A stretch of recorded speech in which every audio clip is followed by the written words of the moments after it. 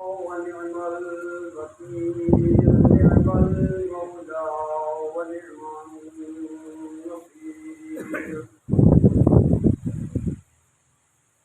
وفضل أمري إلى الله، إن الله بصير بالعباد.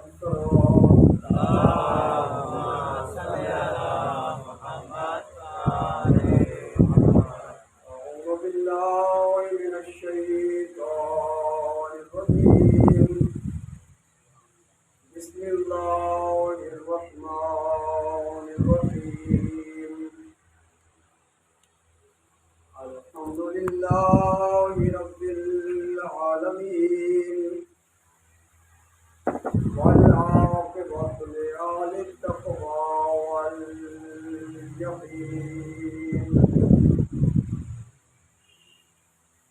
والصلاة والسلام على فخر العرب والعجم، سيدنا ونبينا وحبيب إله العالمين أبي القاسم محمد. اللهم صل على محمد وعلى آل الطيبين الطاهرين المعصومين المظلومين المكرمين،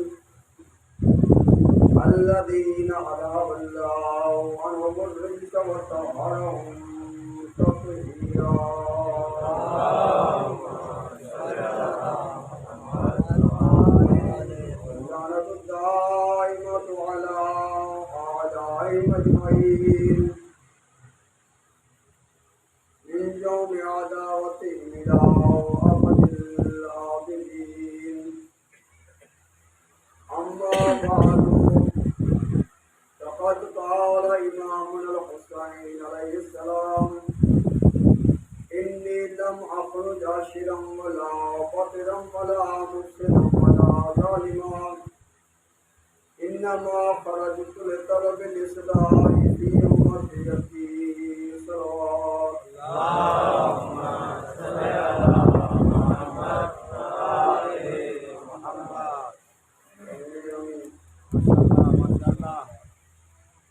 مولا توصیت نامہ مولانا نے فرمایا، کوئی آنے والے وقت میں یہ نہ سمجھے حسین کسی اقتدار کی خاطر نکلا تھا. حسین نے حکومت کے وقت جو کہ حق کی حکومت میں خلیفہ حق کے خلاف بغاوت کی تھی، تو یہ نہ سمجھے کہ حسین انانیت اور تکبر و غرور کی وجہ سے عثمان نے خروج کیا تھا. کوئی یہ نہ سمجھے کہ حسین نے فساد برپا کیا. کوئی یہ نہ سمجھے کہ حسین نے کوئی ظلم کی خاطر سفر کیا. حسین کی قربانی کو ختم کرنے کی، اس کو ضائع کرنے کی لوگ کوششیں تو کریں گے اپنے اپنے وقت میں. کوئی اس کا مقصد کوئی بتائے گا، کوئی بتائے گا. اسی لیے امام نے جو کہ علم امامت کے ساتھ، چشم بصیرت کے ساتھ سب کچھ جانتے تھے، تو امام نے اس کا پہلے انتظام کر دیا وصیت نامے کا، تاکہ قیامت تک آنے والے لوگ میرے قیام کو ختم نہ کر سکیں، میرے قیام کے مقصد کو ضائع نہ کر سکیں. تو آج اگر امام حسین کے قیام سے متعلق ہمیں کوئی جو کچھ بھی کہے، ہم کسی کی بات کو ماننے کے لیے تیار نہیں ہیں. جب حسین کا وصیت نامہ ہمارے سامنے ہے تو ہمارے لیے کسی اور کی بات حجت نہیں. اور امام حسین نے فرمایا کہ میں کیوں جا رہا ہوں؟ اپنے نانا کی امت کی اصلاح کے لیے.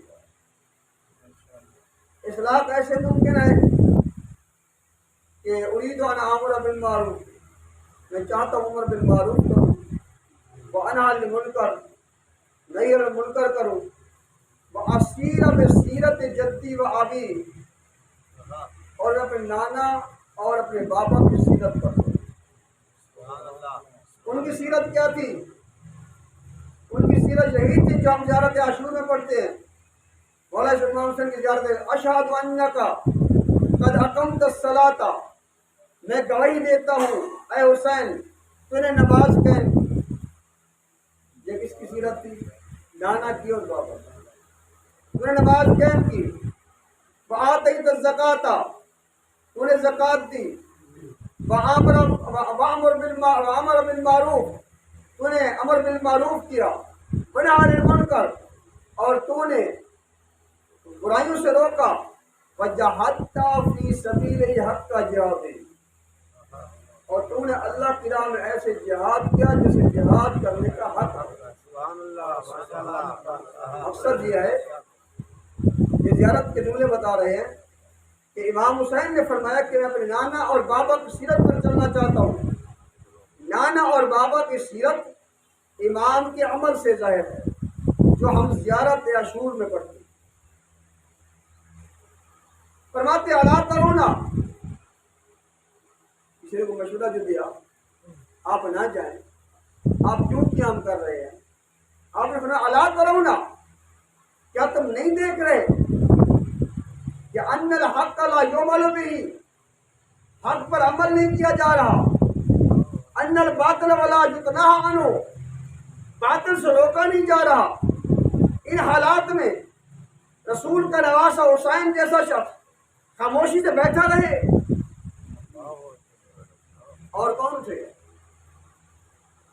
अगर इमाम नहीं उठेगा तो और कौन उठेगा?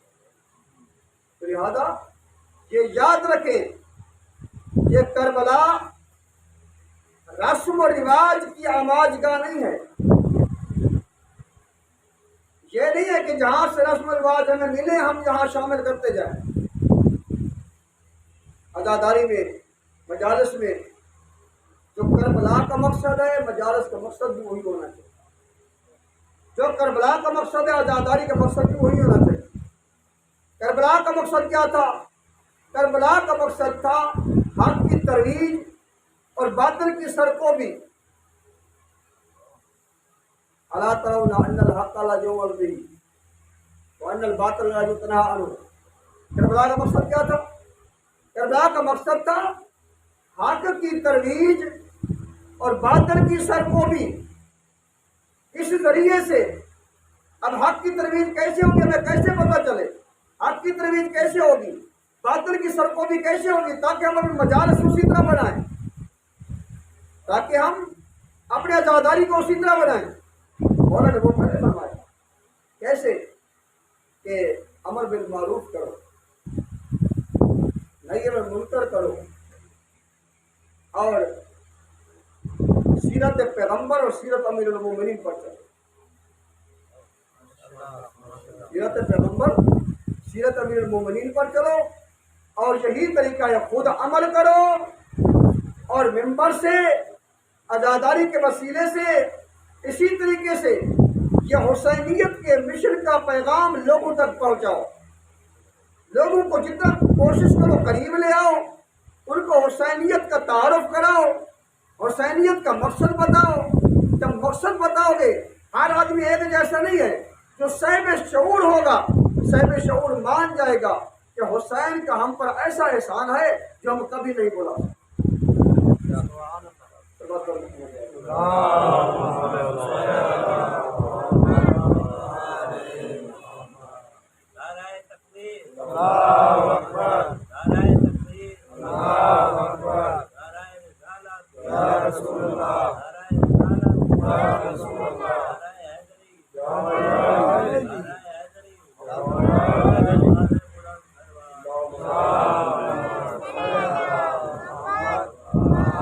करबला में कह रहा था रस्म रिवाज की आवाज़गाह नहीं है, बल्कि ये एक ऐसी हकीकत है जो कि मेयार अक्ल पर मुकम्मल तौर पर उतरने वाली हकीकत है, जिसका हर पहलू, हर लम्हा इतना मजबूत है। करबला का हर अमल इतना ऑथेंटिक है, और हुसैन की हर फिक्र इतनी ऑथेंटिक है। हर आने वाले दौर में क़यामत तक जितना ज़हीन व फतीन हो, کربلا کے کسی بھی عمل پر، کسی بھی کام پر، حسین کی کسی بھی فکر پر اعتراض نہیں کر سکتا۔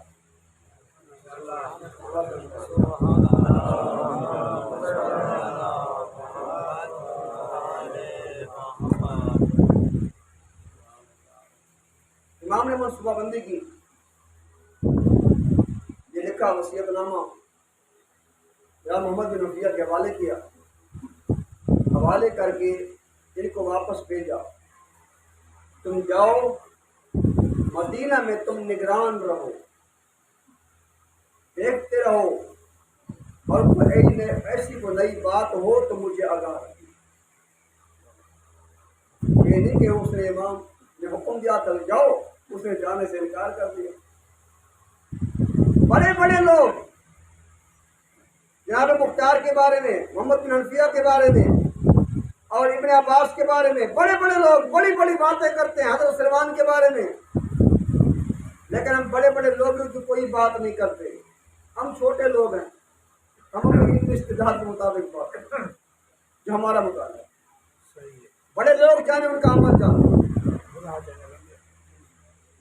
تو بہرحال امام نے منصوبہ بندی کی، وصیت نامہ حوالے کیا، منصوبہ سازی کر کے چلے وہاں سے، مدینہ سے مکہ آئے، مکہ سے پھر کربلا کی طرف ارادہ، اور کتنے سارے خطوط تھے جو خطوط امام کے پاس کوفہ والوں کے پہنچ چکے تھے۔ مولا آئیے، تمہاری ضرورت ہے، ہم آپ کے ہاتھ پر بیعت کرتے ہیں، ہمیں ایک ہادی کی ضرورت ہے، ایسے سربراہ کی ضرورت ہے جو ہماری ہدایت کرے، جو ہماری دنیا اور آخرت کو سنوارے۔ کتنے خطوط آ چکے ہیں۔ امام نے اپنی نیابت میں جناب مسلم کو بھیجا، اپنی نیابت میں جناب مسلم کو بھیجا۔ اب سوال یہ ہے کہ جناب مسلم کو کیوں بھیجا؟ عباس بھی تو جا سکتے تھے، علی اکبر بھی تو جا سکتے تھے، عباس بھی جا سکتے تھے، علی اکبر بھی جا سکتے تھے، مسلم کو کیوں بھیجا؟ اچھا دوسری بات، انہوں نے خط میں کیا لکھا کہ مولا آپ آئیے، یہ نہیں فرمایا کسی کو بھیج دیجیے، یہ نہیں کہا کسی کو بھیجیے، یہ فرمایا آپ آئیے۔ اب خط میں طلب کس کی ہے؟ طلب عصمت کی ہے۔ طلب کس کی ہے؟ طلب عصمت کی ہے۔ بلایا کس کو ہے؟ بلایا خط میں معصوم کو ہے۔ اب ظاہر ہے جس طرح کی ڈیمانڈ ہے سپلائی بھی اسی طرح ہونی چاہیے جو ڈیمانڈ آ رہی ہے۔ جب ڈیمانڈ عصمت کی ہے تو جانا بھی معصوم کو چاہیے۔ میری بات بھی سمجھ آتی تھی، چپ کروا دے میں ہاں بات میں تو پتہ نہیں بات سمجھی نہیں گئی۔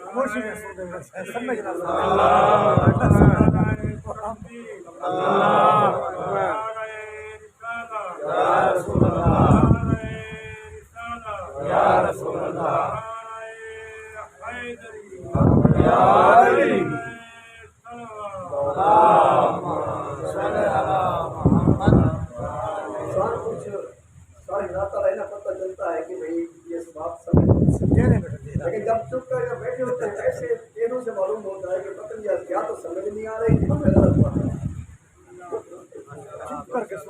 تقریباً وہ بات ٹھیک ہے، لیکن اگر مقرر کی حوصلہ افزائی کچھ نہ کچھ ہوتی رہے نا تو سامنے بہت سارے طریقے کھلتے جاتے ہیں، تازہ سامنے آتا ہے۔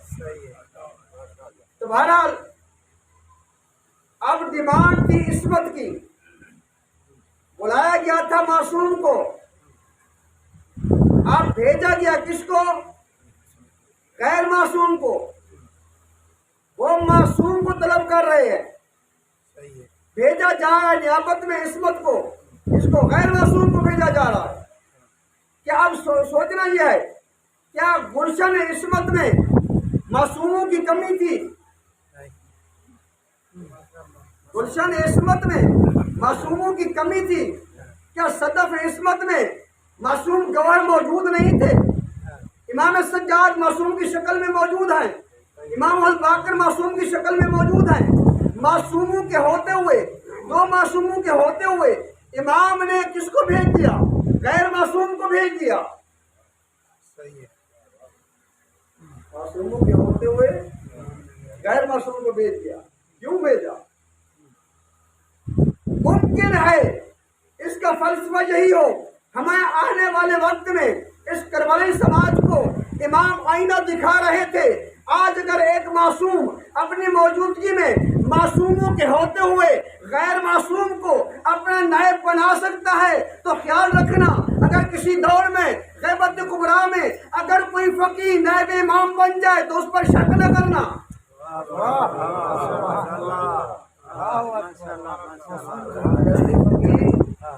नायब इमाम हो और वो भी अपनी मर्जी से नहीं, इमाम ने खुद फरमाया अम्मल हवादिस वाक़िअतु फर्जु इला रवात हदीसना।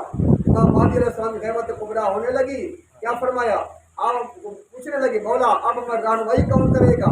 मौला ने फरमाया आप जो हवादिस पेश आए, जो नए मसाइल पेश आए अपने दीनी दुनियावी रहनुमाई के लिए, तुम हमारी हदीसों के रावी उलमा की तरफ रजू करो। फ़इन्नहुम हुज्जत अलैकुम, वो हमारी तरफ से तुम पर हुज्जत है, व नहनु हुज्जतुल्लाह, हम अल्लाह की तरफ से तुम। इमाम ने खुद ऐलान फरमाया।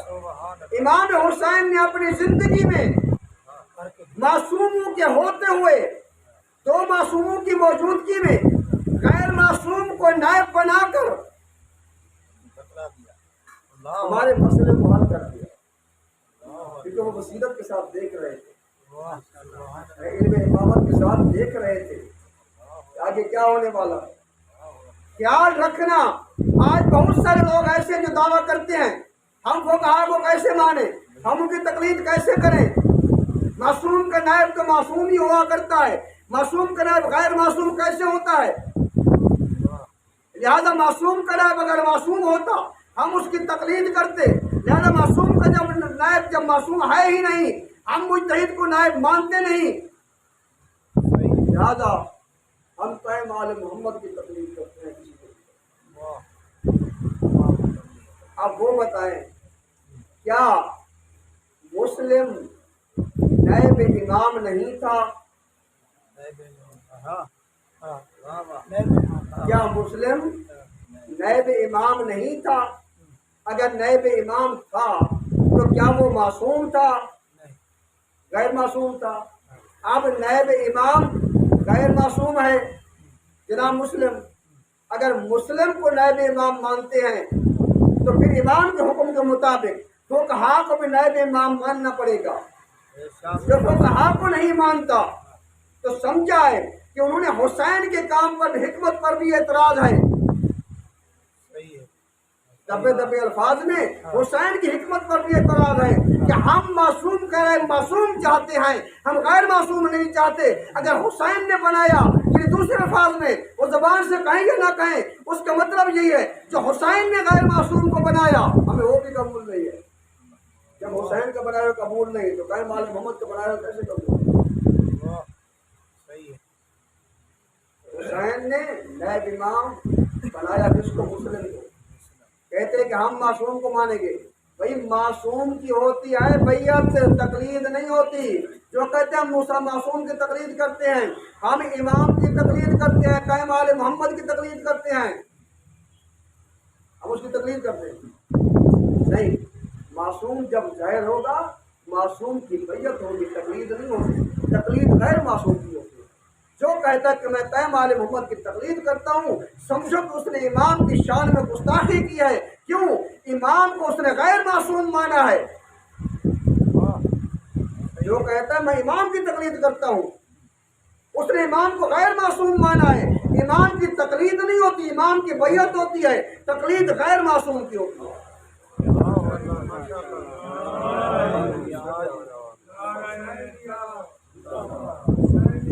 मुर्दाबाद मुर्दाबाद मुर्दाबाद।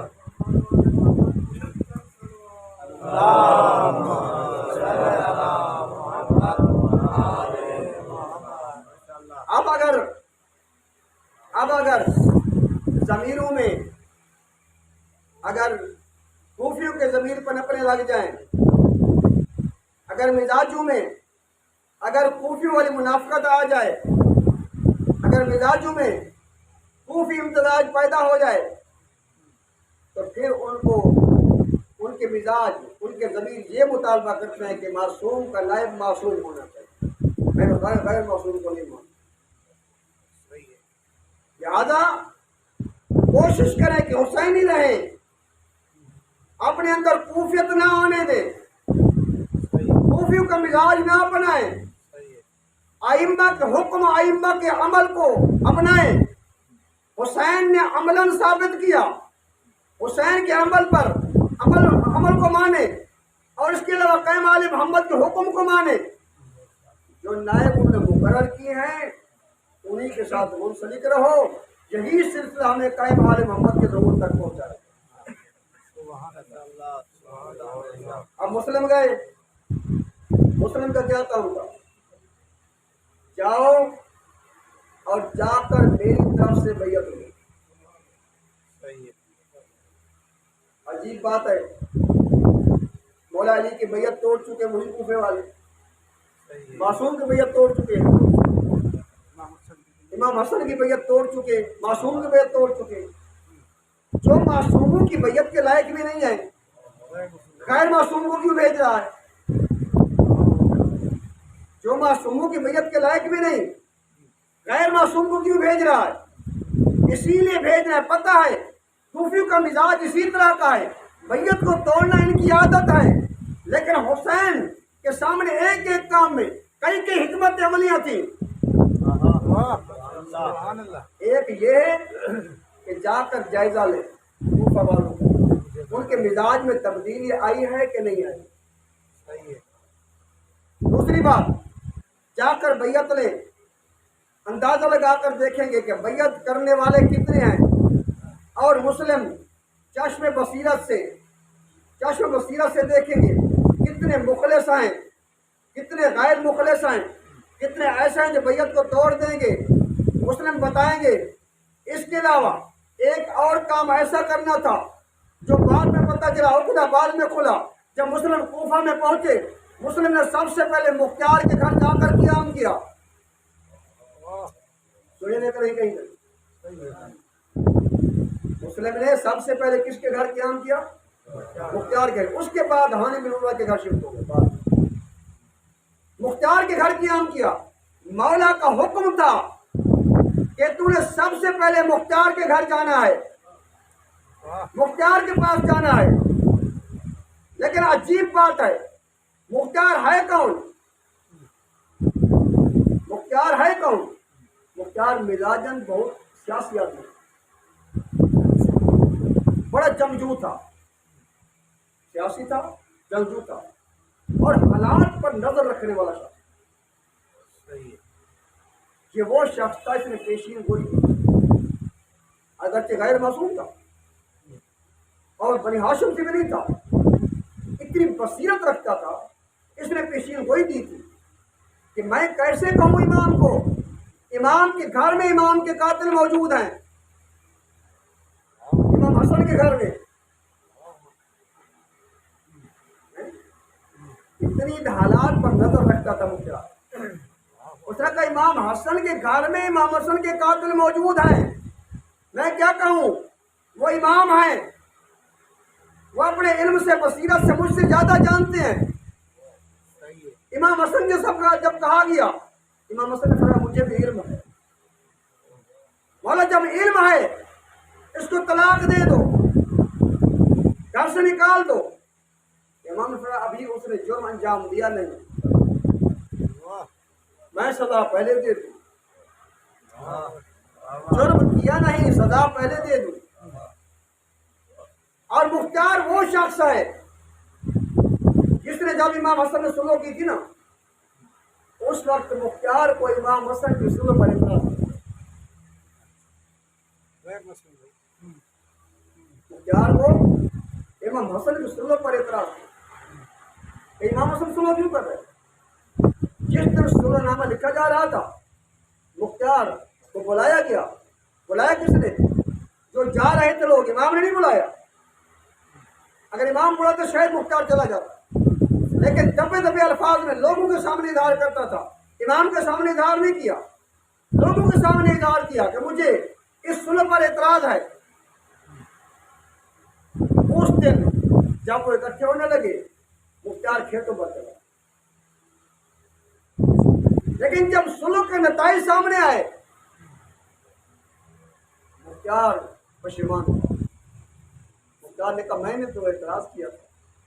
आपने सही किया। हाँ, ये इमाम की सुलह पर मैंने इतराज किया, इसके जो रिजल्ट आया है, अब क्या किया जाए? वक्त जो हुई और जो हाथ से निकल चुका है, अब कर भी कुछ नहीं सकता। अब क्या करूं? मुख्तार हर वक्त परेशान, मुख्तार हर वक्त परेशान। मुख्तार इस वाक़े के बाद परेशानी के आलम में सोता, कई कई लम्हे नींद ना आती मुख्तार को, और मुख्तार कभी कभी ये ख्वाब देखता। क्या ख्वाब देखता? माशर का मैदान बरपा है, हिसाब किताब हो रहा है, मुझे जहन्नम की तरफ फरिश्ते लेकर जा रहे हैं और मुझे जहन्नम में डाल दिया है। एक गड़ा है जहन्नम का, मुझे ऊपर से डाल दिया गया है। मैं इस बात को समझता था मेरे साथ क्यों होता, क्योंकि मैंने इमाम के सुलह पर एतराज़ किया था, मुत्तफिक नहीं था। मैं इस काबिल हूँ कि मुझे जहन्नम में जलाया जाए, मैं इस काबिल हूँ जहन्नम में जलाया जाए। लेकिन मुख्तार इस बात को समझता था, ये ख्वाब मैं इसीलिए देख रहा हूँ। लेकिन मुख्तार को ख्वाब के दूसरे हिस्से की समझ नहीं आ रही थी। दूसरा हिस्सा क्या था? दूसरा हिस्सा ये था, जब जहन्नम में डालने लगते थे, जब शोले जहन्नम के उसको लपेट में लेते थे, कोई हाथ आता था, हाथ जहन्नम के शोलों से पैर खींच लेता था। मुख्तार को समझ नहीं आ रही थी उस हाथ की। इतना मुजरिम हूँ, इमाम की सुलह पर इतराज किया, पशेमान भी हुआ, लेकिन फिर भी इस काबिल हूँ कि जहन्नम में जलाया जाए। लेकिन ये कौन सा हाथ है जो इतने बड़े मुजरिम को आग से निकाल लेता है? ये पता नहीं ये वही हाथ है जिसने हुड जैसे मुजरिम को पकड़ दिया, जिसने हुड जैसे मुजरिम को जन्नत में पहुंचा दिया। ये उसका हाथ था। मुख्तार को पता नहीं चल रहा था। सल्लल्लाहु अलैहि वसल्लम,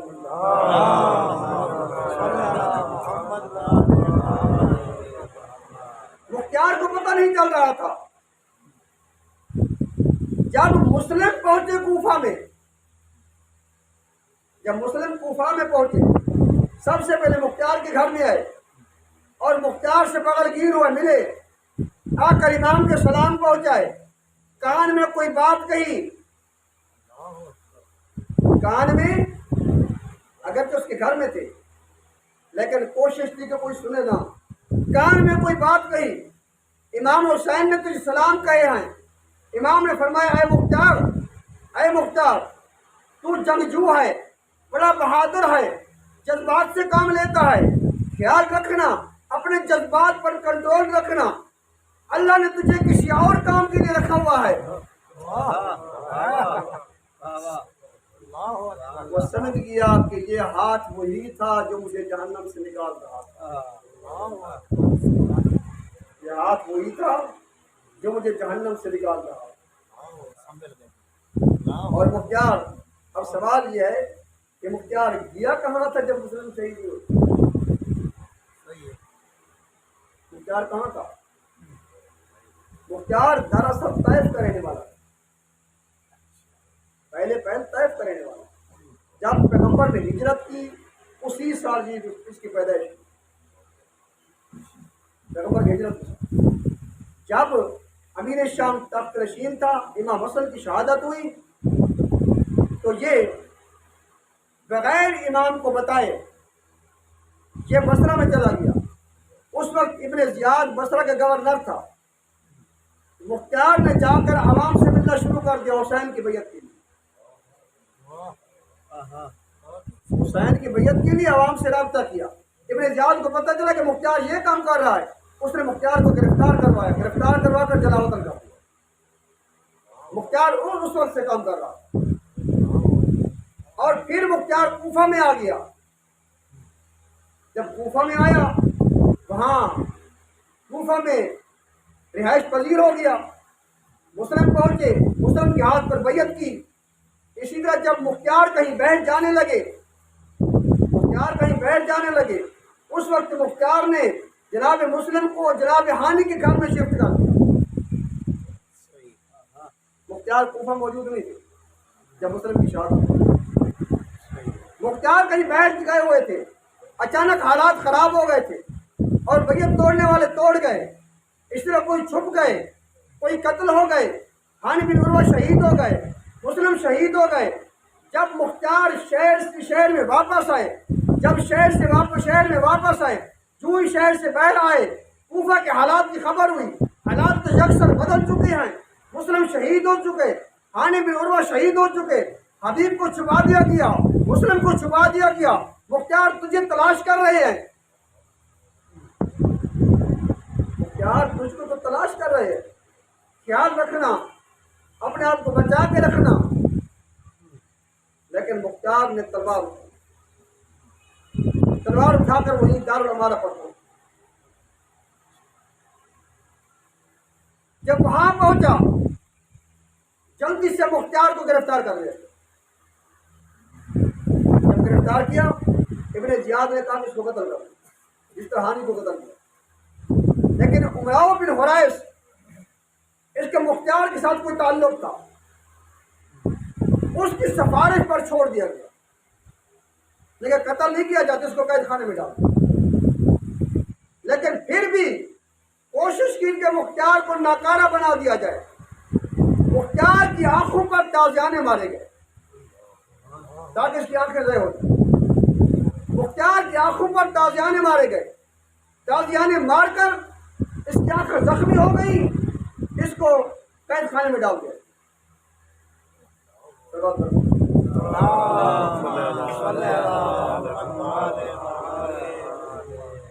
مختار کو قید خانے میں ڈال دیا گیا۔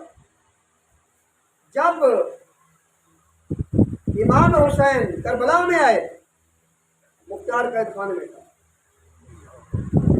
امام حسین کربلا میں آئے، مختار قید خانے میں تھا۔ امام کی شہادت ہوئی، مختار قید خانے میں تھا۔ یہ جان بوجھ کر جب یہ قافلہ پہنچا تھا نا ابن زیاد کے دربار میں، جان بوجھ کر نے کہا کہ امام حسین کا سارا آیا ہوا ہے، مختار کو ذرا قید خانے سے لے آؤ، مختار کو دکھاؤ کہ حسین کا سارا۔ مختار کو کوئی خبر نہیں تھی کیا ہو گیا۔ جب مختار کو لے آئے، اچانک مختار نے امام حسین کا سر دیکھا، اگرچہ وہ ہاتھ کڑیاں لگی ہوئی تھی، مختار نے ایسا نعرہ تکبیر بلند کیا، ایسا خطبہ دیا اسی دربار میں کہ انہوں نے پھر کہا کہ جلدی کرو مختار کو دوبارہ قید خانے میں ڈالو۔ مقصد یہ کہ یہ دیکھنا چاہتے تھے، کیونکہ اس کی رہائی کی کوشش کی جا رہی، دیکھنا چاہتے تھے اس کی رہائی کی جائے یا نہ کی جائے، اس کے تاثرات کیا ہیں۔ اسی طرح مختار قید خانے میں رہا، امام کی شہادت ہو گئی۔ امام کی شہادت کے بعد اس کو رہا کیا، وہ بھی اس کا پیروی تھا عبداللہ بن عمر، اور وہ امان نامہ جدید سے لے آیا، اس کو چھوڑایا۔ جب امان نامہ لے آیا، پھر بھی کہا کہ مختار سے کہو یہ امان نامہ ہے، تو تیری رہائی کی جا رہی ہے، لیکن یاد رکھ 3 دن تک تجھے مہلت ہے کوفہ میں رہنے کی، اگر 3 دن کے بعد نظر آیا تو تجھے پھر گرفتار کر کے قید خانے میں ڈال دیا جائے۔ مختار نے کہا ابھی 3 دن تو آئے، ابھی دوسرا دن تھا، ابن زیاد نے خطبہ دیا، بنو امیہ کی تعریف کی، اس کے فضائل بیان کیے، اہل بیت نظام کی شان میں گستاخی کی۔ مختار وہاں دربار میں پہنچ گیا، تلوار اٹھا کر جو ہی دربار میں گیا دوبارہ قید خانے میں ڈال دیا، دوبارہ امان نامہ لایا گیا، دوبارہ اس کو رہا کیا گیا۔ جب رہا کر کے رہا کیا گیا، پھر جب وہاں سے کوفہ سے نکل گیا، اب عبداللہ بن زبیر کے پاس جا پہنچا، وہ کہیں گورنر تھا کسی علاقے کا، حالانکہ وہ دوست نہیں تھا، دشمن تھا، لیکن ایک سیاسی پالیسی، کیا تھی؟ سیاسی پالیسی۔ ہم فقط کربلا کو سنتے ہیں، وہ بھی چند ٹوٹے ٹوٹے الفاظ۔ اس میں جب ہمارے علماء کو فیصلہ کرتے ہیں ہم اعتراض کرتے ہیں، یہ فیصلہ کیوں کیا، یہ کیوں کیا؟ علماء کی بصیرت وسیع ہے، ہماری بصیرت، ان کا مطالعہ وسیع ہے۔ اب ذرا مختار کے اقدام کو دیکھیں، مختار نے بیعت کی اس کی ایک شرط پر، اس شرط پر میں بیعت اس شرط پر کرتا ہوں کہ جو بھی حکومتی کام سر انجام دے، جو بھی قانون پاس ہوگا میرے مشورے سے ہوگا۔ حالانکہ دشمن تھا، مقصد یہ تھا، ہو سکتا ہے کہ آل رسول کے خلاف، ان کے ماننے والوں کے خلاف بھی قانون پاس ہونے لگے، تو جب میرا مشورہ ہوگا میں دفاع کروں۔ اور مختار بعد میں تقریباً واقعہ کربلا کے 5 سال بعد، واقعہ کربلا کے 5 سال بعد مختار انقلاب لایا۔ مختار انقلاب تقریباً سن 6 ہجری انقلاب لایا۔ وہی ابن زیاد جو تخت پر بیٹھا تھا، مختار قید خانے میں تھا، آج یہ حالت ہے، مختار تخت پر بیٹھا ہے، ابن زیاد قید خانے میں ہے۔ وہ عمر صاحب جو کہ اس کی طرف سے جرنیل بنا ہوا تھا، آج وہ قید خانے میں، مختار تخت نشین، اور کتنے سارے نعرے کو فنار کیا۔ اور مختار نے ابن زیاد کا سر، عمر ابن سعد کا سر، یہ سر کاٹ کر یہ امام کی خدمت میں بھیجے، 30,000 دینار بھی بھیجے۔ امام نے مختار کے حق میں دعا دی، اور امام نے شیرینی تقسیم کی۔ امام نے فرمایا اب یہ جو سوگ کے لباس ہیں یہ اتارو، اپنے گھروں میں کھانے پکاؤ، کہ جو بڑے قاتل تھے سرکردہ وہ قتل ہو چکے ہیں، دوسرے بھی قتل ہو جائیں گے۔ اور وہ 30,000 دینار جو تھا وہ امام نے اولاد عقیل اور اس کے علاوہ دوسرے کون تھے، ان کے گھر، ان کی حالت بوسیدہ ہو چکی تھی مدینہ میں، ان کے گھروں کی مرمتیں کروائی، باقی 40,000 دینار بھیجا، 40,000 دینار بھیجا، امام نے واپس کر دیا، امام کی ذات کے لیے بھیجا، امام نے واپس کر دیا۔ اس کے علاوہ 30,000 دینار میں ایک کریز خرید کر دی ہدیتاً، امام نے وہ قبول کی۔ بہت سارے لوگ باتیں بناتے ہیں، پتہ نہیں مختار کے بارے میں کیا کیا کچھ کہہ رہے ہیں لوگوں کو خوش کرنے کے لیے۔ تو مختار انقلاب لایا، دشمنان اسلام سے انتقام لیا، دشمنان حسین سے انتقام لیا، اور بہت سارے واقعات ایسے ہیں۔ مختار کے موضوع پر ایک کتاب لکھی ہے، مختار کے موضوع پر کتاب لکھی ہے، تو اس کتاب میں لکھا کہ بہت سارے حالات ایسے ہیں جو واقعہ کربلا کے مختار کی وجہ سے ہم تک پہنچے۔ جب کہ کسی قاتل کو پکڑتا تھا اس سے پوچھتا تھا، اے قاتل، اے ظالم، تو نے کربلا میں کون سا ظلم کیا؟ پھر لکھواتا تھا اس کو۔ بہت سارے حالات اس طرح پہنچے۔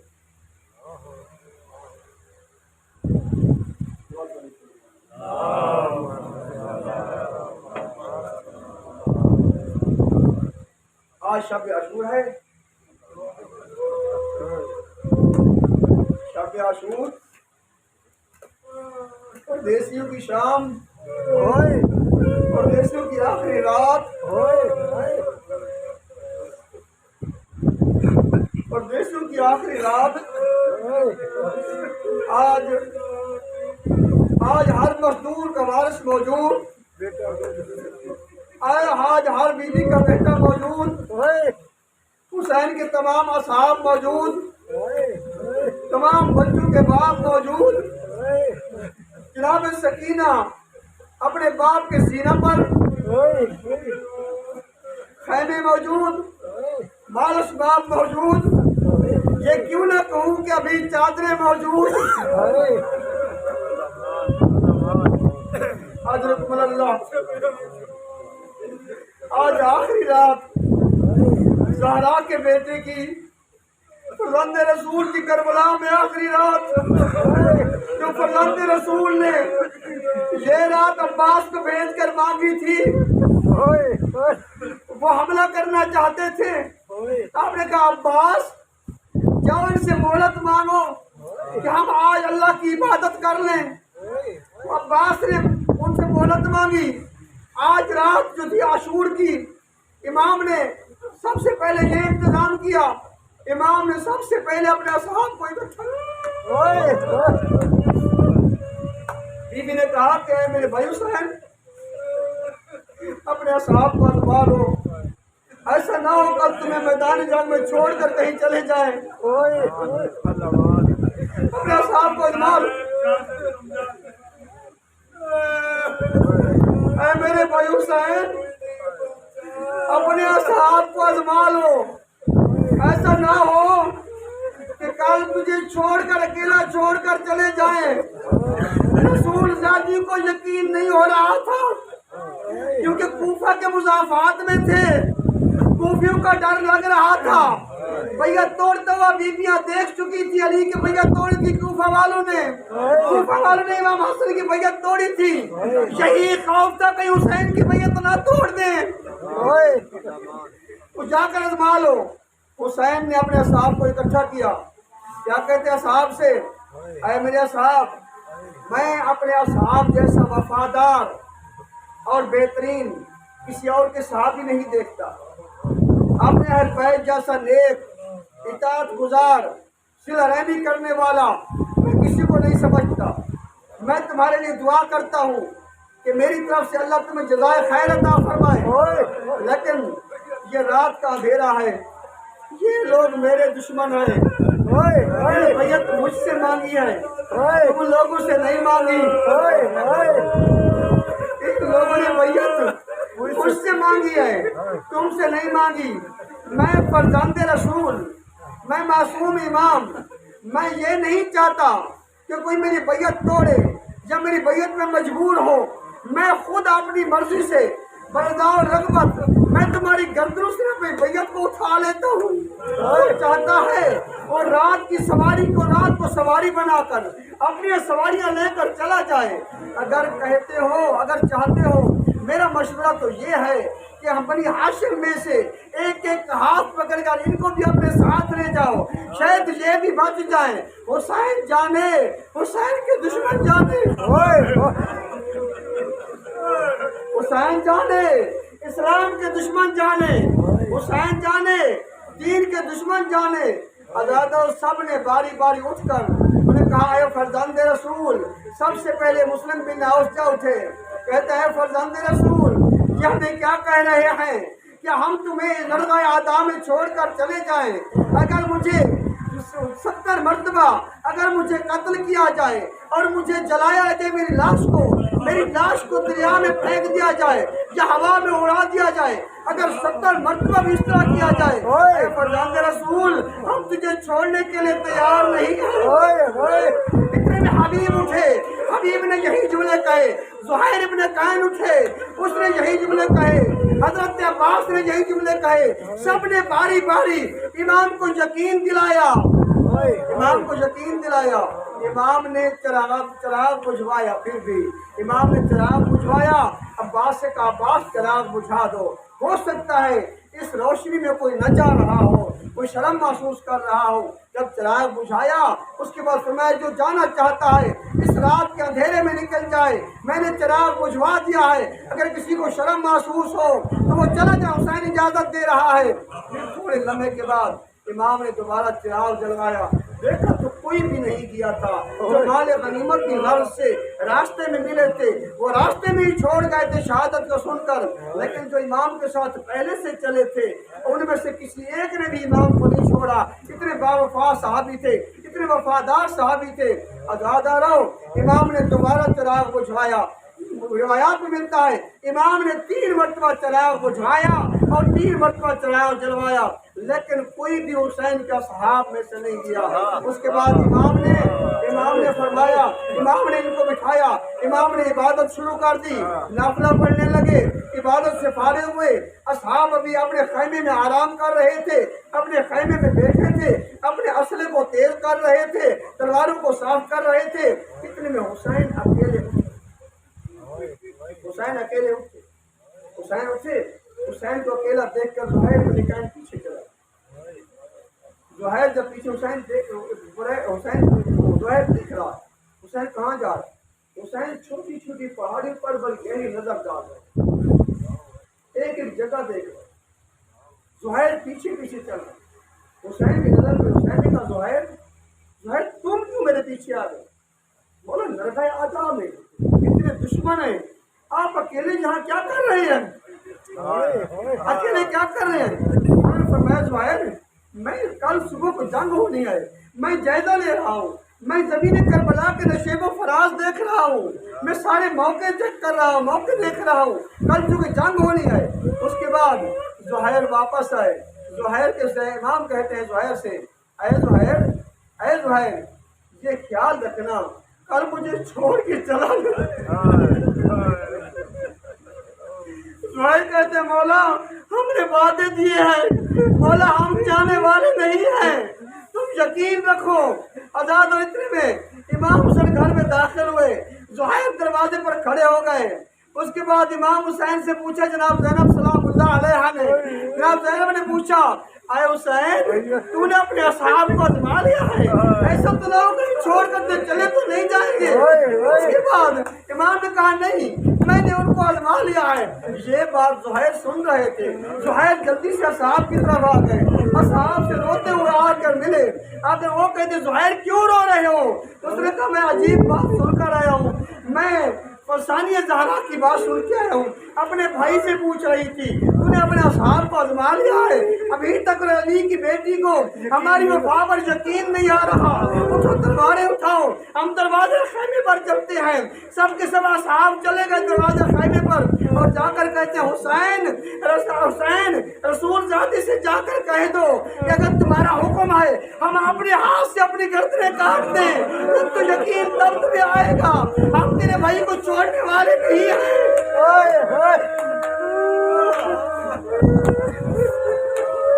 असहाब बावफा, असहाब बावफा, ऐसे असहाब बावफा जो हुसैन को मिले, किसी और को नहीं मिले, किसी और को नहीं मिले। हबीब जैसे बावफा, मुस्लिम बिन औसत जैसे बावफा साहब, ज़ुहैर बिन कैन जैसे, मुरैर जैसे।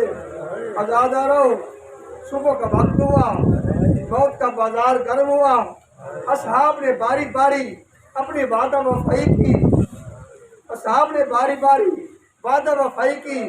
असहाब बारी बारी इस्लाम की बका के काम आ गए। एक ऐसा वक्त आया, हुसैन अकेले बच गए। हुसैन ने इस्तिग़ासा बुलंद किया, हल मिन नासिरिन यंसुरना, कोई है जो मुझे गरीब की मदद करे? हल मिन नासिरिन यंसुरना, हल मिन ज़ाबिर यसुफ़ु अन हरम रसूलिल्लाह, कोई है जो रसूल ज़ातों के पर्दे की हिफाजत करे? मेरे बाद ये ख़याम जल जाएंगे, मेरे बाद इन के पर्दों को लूट लिया जाएगा, इनका मालो असबाब लूट लिया जाएगा। कोई है मेरे बाद रसूल ज़ातों की हिफाजत करने वाला, इनके खैमों की हिफाजत करने वाला, इनके पर्दों की हिफाजत करने वाला? कोई जवाब नहीं आता। जवाब कहीं से पत्थर आ रहे हैं, कहीं से तीर आ रहे हैं, कहीं से नेज़े आ रहे हैं। यही जवाब मिल रहा है, यही मदद हो रही है। इतने में फरिश्तों का एक गिरोह आया, कहते हुसैन ہم اللہ سے اذن لے کر آئے ہیں، تیری مدد کرنے کے لیے آئے ہیں، اے فرزند رسول ہمیں اجازت دیجیے ہم تیری مدد کریں۔ حسین نے فرمایا نہیں، آپ چلے جائیں، میں نہ دیکھنے والی قوم سے ان کو نہیں لڑانا چاہتا کہ تم تو نظر نہیں آتے، تم چلے جاؤ، یہ جانے اور میں جانوں، تم یہاں سے چلے جاؤ۔ روایات کہتی ہیں جو حسین کی مدد کے لیے وہاں آئے تھے فرشتے، اب انہوں نے اللہ سے دعا مانگی، پروردگار حسین نے ہمیں فرمایا کہ تم واپس چلے جاؤ، لیکن ہمیں اجازت دے، ہم یہاں کربلا میں رہیں گے، ہم حسین کی مجاوری کریں گے، ہم حسین کی قبر کی زیارت کریں گے۔ ان کی ڈیوٹی لگا دی گئی ہے۔ صاحب خصائص حسین نے لکھا ہے جب کوئی عزادار کوئی خالص نیت کے ساتھ زواری کے لیے جاتا ہے، وہی فرشتے جو حسین کی مدد کے لیے آئے تھے وہ آگے جا کر زوار کا استقبال کرتے ہیں۔ اس کے بعد امام حسین نے غربت کا استغاثہ بلند کیا، جنات کا ایک گروہ آ گیا، مولا ہمیں حکم دیجئے ہم ایک لمحے میں ان کو تباہ کر دیں۔ امام نے فرمایا نہیں، تم تو وہ قوم ہو جو نظر نہیں آتے ہو، میں تم سے ان کو لڑانا نہیں چاہتا، میں نانے کی امت کو ان لوگوں سے جو نظر آنے والے نہیں ہیں ان سے مروانا نہیں چاہتا، تم واپس چلے جاؤ۔ ہاں ایک اور ڈیوٹی ہے تمہاری زندگی اور کام لگاتا ہوں، جب میری شہادت ہو جائے نا، میری شہادت کی خبر مدینے پہنچا دینا۔ یہی وجہ ہے کہ تاریخ بتاتی ہے، روایات میں ملتا ہے جب امام حسین کی شہادت ہوئی کربلا میں شہادت ہوئی، اس وقت مدینہ کی فضا میں جنات کی عورتوں کی آواز آتی تھی کہ اے مدینہ والو حسین مارا گیا، یا رسول اللہ حسین شہید ہو گیا، حسین شہید ہو گیا۔ یہی آواز سن کر اہل مدینہ کو پتہ چلا تھا کہ حسین شہید ہو چکے ہیں۔ عزادارو حسین غربت کے استغاثہ بلند کر رہا تھا، اتنے میں خیام سے رونے کی آواز آئی، جب آہ بکا کی آواز آئی، حسین خیمے میں گئے، جب خیمے میں پہنچے تو اس وقت جناب زینب سلام اللہ علیہا کہتی ہیں کہ اے حسین جب سے تو نے غربت کا استغاثہ بلند کیا ہے، بچہ جھولے میں آرام نہیں کرتا، یہ بچے کو سکون نہیں ہے، یہ تیری نصرت کے لیے آمادہ ہے۔ ایک روایت میں ہے کہ تڑپ کا جھولے سے باہر آ گیا ہے، اب اس کو پیاس لگی ہوئی ہے، اس کو تھوڑا سا پانی تو پلوا دیجیے۔ عزادارہ حسین نے بچے کو اپنے ہاتھوں پر اٹھا کر کربلا کے میدان میں لے آئے۔ یہ وہ مصیبت ہے جو یہ مصیبت یہ آخر تک امام زمان تک یاد رہی۔ یہ سادات کے گھر میں 3 مصیبتیں ایسی تھیں جو یاد رہی۔ ایک وہ مصیبت کہ زیارت نہیہ میں امام زمان فرماتے ہیں میرا سلام ہو ان دادیوں پر، میرا سلام ہو ان دادیوں کے بالوں پر جو کربلا کے میدان میں بے پردہ تھے، بے مکنا و چادر تھے۔ دوسری مصیبت کون سی؟ امام حسین کی پیاس کی مصیبت۔ امام نے وصیت کی اے میرے شیعو جب ٹھنڈا پانی پینا میری پیاس کو یاد رکھنا، میری پیاس کو یاد رکھنا۔ آزاد و تیسری مصیبت اس ششمائے کی مصیبت تھی جو سادات کے گھر میں یاد رہی۔ روایات میں ملتا ہے کہ جب یہ امام کا زمانہ تھا، جعفر صادق کا دور تھا، ایک شاعر آیا، اس نے آ کر مصائب امام حسین میں مرثیہ شروع کیا۔ جب علی اصغر کے مرثیے پر پہنچے تو وہاں پردے کے پیچھے سے رونے کی آواز آئی، وہاں سے ایک کنیز کو ایک چھوٹا سا بچہ اٹھا کر دیا، آ کر انہوں نے جناب امام جعفر صادق کی گود میں رکھ دیا۔ جو ہی بچے کا گود میں رکھنا تھا امام کی چیخ نکل گئی، امام کو علی اصغر یاد آ گئے۔ عزادارو منہال بن عمرو راوی ہے، کوفہ کا رہنے والا ہے۔ منہال کہتا ہے میں حج کے لیے گیا، میں واپس امام کی زیارت کے لیے مدینہ آیا، جب امام کے پاس آیا امام نے سب سے پہلے جو سوال کیا، امام نے مجھ سے قاتل اکبر کا نہیں پوچھا، مجھ سے امام حسین کے قاتل کا نہیں پوچھا، مجھ سے قاسم کے قاتل کا نہیں پوچھا، عباس کے قاتل کا نہیں پوچھا، سب سے پہلے امام الدین نے جو مجھ سے سوال کیا، امام نے فرمایا کہ اے منہال یہ بتا ابھی حرملہ زندہ ہے؟ ابھی حرملہ زندہ ہے؟ منہال کہتے مولا جب میں آیا تھا اس وقت تک تو زندہ تھا، اب پتہ نہیں گرفتار ہوا یا نہیں ہوا۔ وہ کہتے امام نے دونوں ہاتھ آسمان کی طرف اٹھائے، کہتے بارے اس حرملہ نے جو ہمیں دکھ دیا ہے، جو ہمیں تکلیف دیا ہے، ہمارے دلوں کو جلایا ہے، پروردگار اس حرملہ کو جہنم کی آگ سے پہلے دنیا کی آگ میں جلا۔ میں امام سے رخصت ہوا، وہ کہتا ہے جب میں پہنچا کوفہ کے باہر، میں نے دیکھا مختار چند سپاہیوں کے ساتھ کھڑے ہوئے ہیں اور وہاں کسی کے انتظار میں ہیں۔ اتنے میں نعرہ تکبیر بلند ہوا، میں نے دیکھا کہ حرملہ کو پکڑ کر آ رہے ہیں۔ حرملہ آیا تو اس وقت مختار پوچھنے لگا، اے حرملہ یہ بتا تو نے کربلا میں کون سا ظلم کیا تھا؟ حرملہ کہتا ہے کہ اے مختار نہ پوچھ، میں کوفہ کا ماہر تیر انداز تھا، میری ترکش میں 3 تیر تھے اور 3 شعبوں والے تیر تھے، شہر میں بجھے ہوئے تیر تھے اور تینوں تیر میں نے استعمال کیے اور تینوں خطا نہیں گئے۔ مختار رونے لگا۔ مختار نے کہا یہ بتا وہ تیر کہاں استعمال کیے؟ کہتا جو پہلا تیر میں نے استعمال کیا نا وہ یا زہرا کے جگر میں لگا ہے۔ کہتا کہاں استعمال کیا تو نے؟ وہ کہتا جب عباس پانی لے کر آ رہے تھے، عمر ابن سعد نے کہا کہ پانی خیمے تک نہ پہنچنا پائے، میں نے مشق کا نشانہ کیا تاکہ پانی ضائع ہو جائے، وہ مشق میں لگنے کی بجائے تیر عباس کی آنکھ میں جہاں لگا۔ آزاد مختار ہونے لگا۔ مختار نے کہا دوسرا تیر بتا، دوسرا تیر تو نے کہاں استعمال کیا؟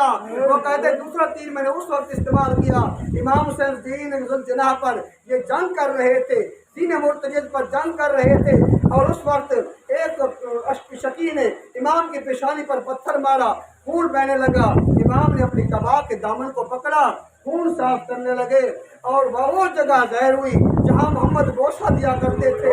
میں نے نشانہ کیا، میں نے ایسا تیر مارا امام کے سینے میں لگا، امام نے جتنی کوشش کی سامنے سے نہیں نکال سکے، پشت کی جانب سے نکالا، تیر کا نکلنا تھا، خون کا فوارہ جاری ہوا۔ کہنے کہتے بسم اللہ باللہ علی ملت رسول اللہ، علی ملت رسول اللہ۔ آزاد رہو۔ مختار رونے لگا۔ مختار کہتے بتا تیسرا تیر تو نے کہاں استعمال کیا؟ وہ کہتے مختار تیسرا تیر میں نے اس وقت استعمال کیا جب حسین معصوم بچے کو لے آیا اور کہا یا قوم قد قتلتنی قد قتلت اصحابی، تو نے میرے اصحاب کو قتل کر دیا، قتلتم اہل بیتی، میں اہل بیت کو قتل کر دیا۔ اس وقت چھوٹا بچہ میرے پاس رہ گیا ہے، یہ پیاسا ہے، بتاؤ چھوٹا بچہ کتنا پانی پیتا ہے، یہ پیاسا ہے، اس کی ماں کا دودھ خشک ہو گیا ہے، اس کو تھوڑا سا پانی پلا دیجئے۔ تو یہ تو میں تمہاری نظر میں اگر مجرم ہوں تو میں ہوں، یہ تو چھوٹا بچہ مجرم نہیں ہے، اس کو تھوڑا سا پانی پلا دیجئے۔ اس کی حالت یہ ہو چکی ہے، حالت تلذذ اس پر آ چکی ہے، منہ کھولتا ہے تو بند نہیں کر سکتا، بند کرتا ہے تو کھول نہیں سکتا، اس کو پانی پلا دیجئے۔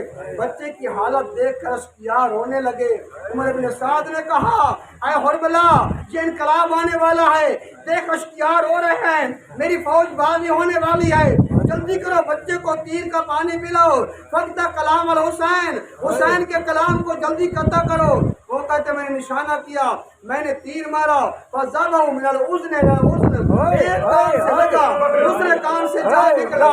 معصوم بچہ اپنے باپ کے ہاتھوں سے زمین پر گر پڑا، زمین کربلا پر گرا۔ آزاد آ اس پر مختار رونے لگا۔ مختار کہتا ہے تو نے اتنے ظلم کیے، اسی ظلم کے بعد تجھے رحم بھی آیا یا نہیں آیا؟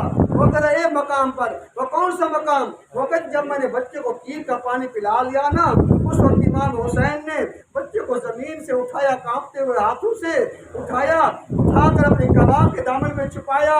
میں نے دیکھا حسین 7 مرتبہ خیمے کی طرف گئے، 7 مرتبہ واپس آئے۔ آگے جاتے ہیں تو ماں کھڑی ہے، ماں کے حوالے کیسے کریں؟ ماں کہے گی تم تو پانی پلانے کے لیے لے گئے تھے، میرے بچے کو شہید کس نے کیا؟ کیسے ماں کے حوالے کروں؟ پھر واپس آ جاتے ہیں۔ پھر آخر یہ سوچا کہ ماں کو بچے کے آخری دیدار سے محروم نہ کروں۔ آزاد آ رہو دروازے خیمے پر چلے گئے، کہتے رباب اپنے بچے کو لے لو، میرے بچے نے پانی پی لیا ہے۔ جناب رباب کی کیفیت کیا ہے؟ آگے قدم بڑھتی ہے، بڑھاتی ہے، لیکن قدم آگے نہیں جاتا۔ آزاد لوگ کہتے کیا وجہ ہے؟ बड़ी मुश्किल से दरवाजे खैमे पर आई। इमाम ने कबा का दामन हटाया, बच्चा हवाले किया। जनाब मेरा बाप ने जब बच्चे को देखा, बच्चे को अपने सीने के साथ लगाया, गले पर बोसा देने लगी। तमाम बीवियां इकट्ठी हो गई, आराम मातम का बर्पा हो गया, आराम मातम का बर्पा हुआ।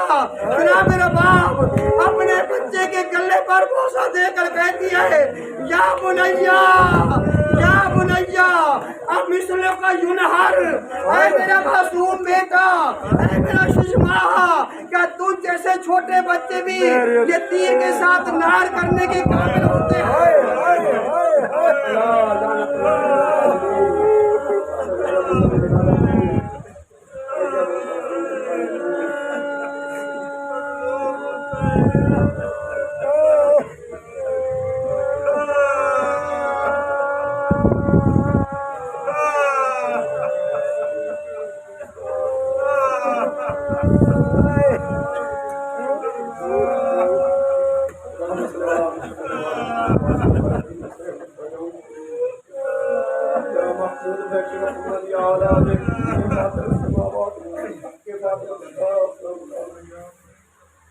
या मौसम में हम हसन या कदम वाले सावन में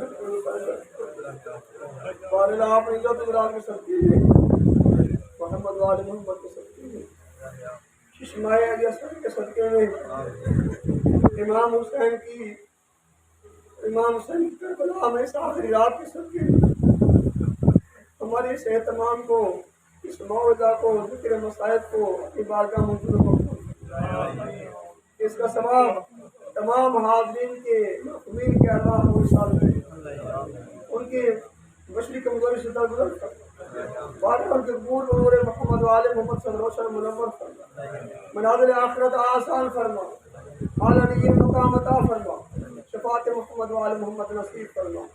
बारला अब अपनी इज्जत जलाल के सदके में मोहम्मद वाले मोहम्मद के सदके में अफाद बलियात अस्माम से महफूज, शरियादा और शरियातीन से महफूज, सीरत मोहम्मद वाले मोहम्मद के मुताबिक अमल करने की और औलाद की तरबियत की दस्ती को मुरातनत की तरबियत करने में हमारी मदद फरमा।